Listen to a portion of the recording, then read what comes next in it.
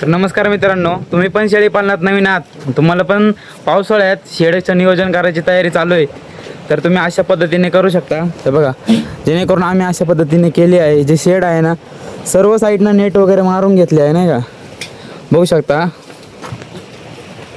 तिकडं जी समोरची साईड आहे तिकडं पण नेट वगैरे मारून घेतली. तर मित्रांनो बघू शकता, आम्ही सर्व साईडनं नेट वगैरे मारून घेतली आहे. बघू शकता बघा, तिकडं पण त्या साईडनं सर्व नेट मारून घेतली आहे. तर आम्ही साईडनं माती वगैरे लावून घेतोय, जेणेकरून जे पावसाचं पाणी येईल ना ते आतमध्ये जाणार नाही. आणि हे लाकडं आम्ही कशाला ठेवलेत की त्याच्यासाठी हे लाकडांवरती काय करायचं आम्हाला, जी वरची आपली ही नेट आहे ना, ही नेट लाकडांवरती दाबून राहील, जेणेकरून हवेने उडणार नाही, इकडे तिकडे होणार नाही. बघू शकता, चांगल्या प्रकारे माती लावून घेतलेली आहे.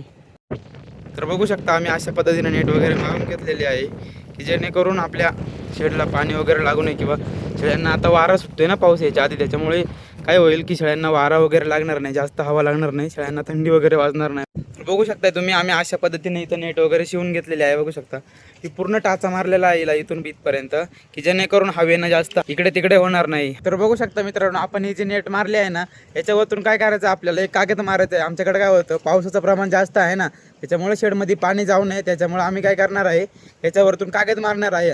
कागद मारतानाचा पण व्हिडिओ तुमच्यापर्यंत येईल. तुम्ही पण की मित्रांनो, शेडला कागद कसा मारायचा याचा पण व्हिडिओ तुमच्यापर्यंत येईल. तुम्ही लवकर सबस्क्राईब करून ठेवा आपल्या चॅनलला.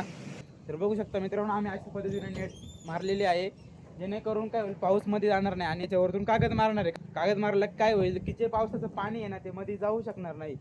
त्यामुळे आपण इथनं वरतून कागद मारून डायरेक्ट असायचं, याच्यावरती माती वगैरे टाकून फुल दडपून टाकणार आहे. आणि तो कागद दडपल्यामुळे काय होईल की कागद खाली फिट पण होईल आणि पावसाचं पाणी मध्ये पण जाणार नाही.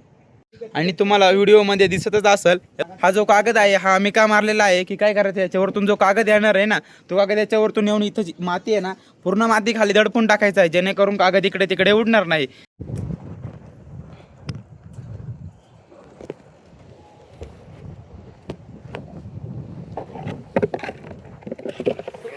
तर काय आहे ना मित्रांनो, ही जी माती आहे ना, आम्ही ही माती सर्व इकडे तिकडे ओढून, जेणेकरून पावसाचं पाणी मध्ये यावं नाही, त्याच्यासाठी तर हे चालू आहे.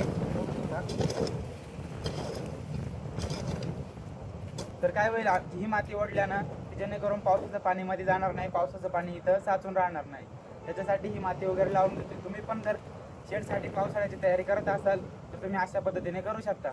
धन्यवाद, भेटू पुढच्या व्हिडिओमध्ये.